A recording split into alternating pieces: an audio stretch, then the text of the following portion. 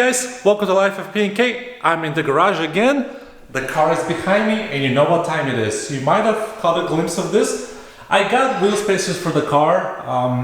I wanted to make the car look a little bit more flush. From the factory I got the 19-inch wheels, so they're very small for this car. Typically the 20-inch looks better. They fill out the wheel well a little bit better. The 19s, they look very minuscule. There you can see how far inside they are. Same thing with the rear. So I decided to go with the 4-wheel spacers. They have great customer service, great support, because I had some questions. I didn't know exactly which size to go with. Didn't want it to be very aggressive where the tire would poke out the wheel well. I wanted it to be pretty much flush. And they said the 15mm is actually ideal for our cars. It's gonna make it look great. I wanted to give them a chance. They have really good reviews online as well. So I'm very curious to see how the rear and the front is gonna look like after I get done installing these spacers. Again, they're the 15mm spacers. In each box, you have two. So if you're doing all four corners of the car, you have to get two boxes. 2 times 2 is 4, the math. And also they provide the lug nuts. The price is actually very, very competitive. It's a little bit under $100 for each box. You'll spend about 200 bucks, but they also have the lug nuts and everything necessary to install. So it's very, very good. So without further ado, let's install these bad boys on the car and see how it looks like. I had the garage door closed because of the little puppy. I don't want him, and you see he already is eating something. Oh my God, he's a mess. He has all sorts of sticks and leaves. Yep, that's what he does. But I don't want him to be by himself. Our bigger puppy is already hiding inside. He's very anxious. So this guy just wants to eat everything. But I don't want him to stay inside by himself because he cries a lot too. So he's just hanging out here in the garage with me. And he's gonna help me out. He's gonna help me lift the car. If you guys are wondering how to lift the car, I made a video previously showing exactly what you have to do. I'm gonna go the easy way, the simple way. I don't wanna spend a lot of time installing these. So I'm just gonna jack up the car. I'm not gonna use jack stands. I'm not gonna put any, my feet or hands under the car, so I'm not too worried about that. So I'm gonna jack up the car. I'm gonna use these rubber chocks to chock the back tires or the front tires, depending where I'm working. Plus this insert, which actually works great when you put it on there. And just gonna jack up one side, put the spacer, jack up that side, put the spacer, and so on. I'm gonna do all four corners. I'm gonna try to be quick. So let's get working. 2,000 years later.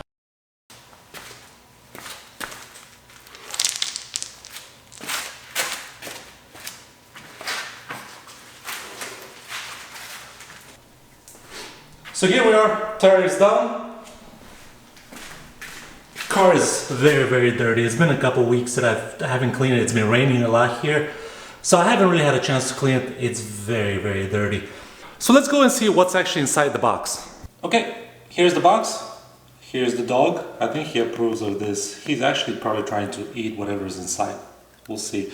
But let's open the box. And it looks very neatly packaged. And here are the 15mm spacers. It's 2 of them. They look very nice, very well designed. Obviously they come with the right hub-centric size, so your wheel wells are not going to wobble, you won't have to get hub-centric rings. Specifically designed for the BMW to match. It looks like a very nice material, very solid. The dog's leaving saliva on here. This is that. And I believe down here, yes, it will be the lug bolts, or the lug nuts, whatever you want to call them. But they're a larger size than the stock. I love that they're in black. They're gonna match. The dog just sneezed or coughed, I don't know what he did. But they'll match the wheels pretty well, the design. So let's install these. Way to go, 4-wheel spacers. This is a really nice product, very happy about it. Let's see how it actually looks on the car. Okay, I'll set you guys right here, and let's install them.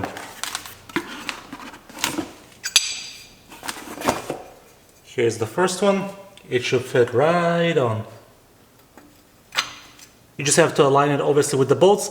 This might be a little bit difficult to do with trying to put the tire on and then having to align the bolts and everything, but it looks like it's gonna be right there. And you can see it has the 15mm space. So the tire should come out 15mm to the outside, hopefully being flush with the actual wheel well. But let's see. And the dog is being more adventurous. He's trying to go under the car, which is probably not very safe because I don't have any jack stands. So I'm gonna have to tell him no. But let's put the tire back on and see how it looks. I'm excited. There we go. I think it's finally aligned. This is the hardest process, I think, is to align, because you have two rotating masses. You have the wheel rotating, you also have the spacer inside rotating, and there is nothing really holding them, so it's sliding. So you have to align it perfectly, and the wheel doesn't help that it's heavy, and it's not really comfortable to do it the way I'm doing it. But you have to make it happen. It took a little bit to align, but it's done now. I didn't tighten up the wheel just yet. I want to put the car down, and then I can tighten up the wheel fully. But also, you guys can already tell, flush. It looks so much better. So let me lower the car so we can have a better look. And there you guys go, flush. Oh, this looks maybe a little bit more. Maybe I should have gotten the 18mm or 20mm, which one is next? But this looks a lot better. See, it's a little bit pokey here from the body lines. So I was afraid that it already picks up a lot of things on the side panels. So I was afraid it might actually pick up more rocks, which now thinking about it, I think this is perfect.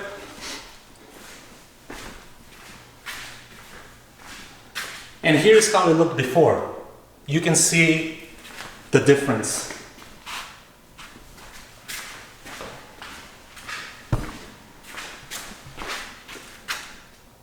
Yep, this is a lot better. So not to waste your time, guys, I'm gonna do the other 3 corners remaining, and I'm gonna come back with the video so that way you guys can see what it actually looks like. Come closer. Pro tip. I found a very easy way to align both.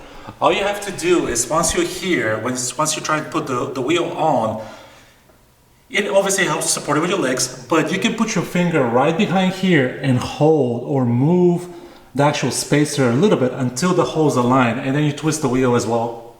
You hold the wheel in the air to take some of the pressure so you can move it here, but this helps a lot. It's a lot easier. Just like move it through here, align it, set it up, and bring the car down. I just wanted this quick little intermission so I can show you guys this tip because that can help you out a lot. But let's continue to the other side. I'm gonna tighten up these two, fix this side, and let's continue the other one. 2,000 years later. Wow, I'm a bit sweaty, but it's done. Easy job. If you're not recording, it shouldn't take you more than 20 minutes. Just loosen up the tires, take them off, put the spacers on, put the tires back on, tighten them up. Done deal. You guys are probably wondering, what does it look like from the 4 sides? And that was the perfect opportunity. The puppies are inside. They're not suspecting anything. They shouldn't cry. So what I'm going to do is I'm going to close the door and open the garage door. And let's see with the light what it actually looks like.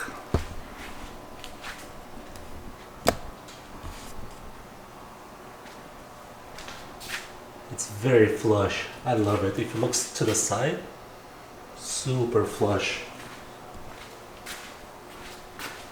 Look at that. Look at that. That's perfect to me. Yeah, the guys at 4Wheel Spacers did not disappoint. The other side, again, super flush. Yeah, it's beautiful.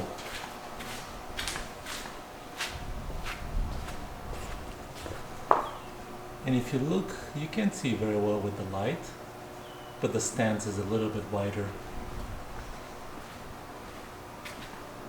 So what's next for me to do is actually take the car for a drive, make sure everything is, aligned properly, let's say, for lack of better words.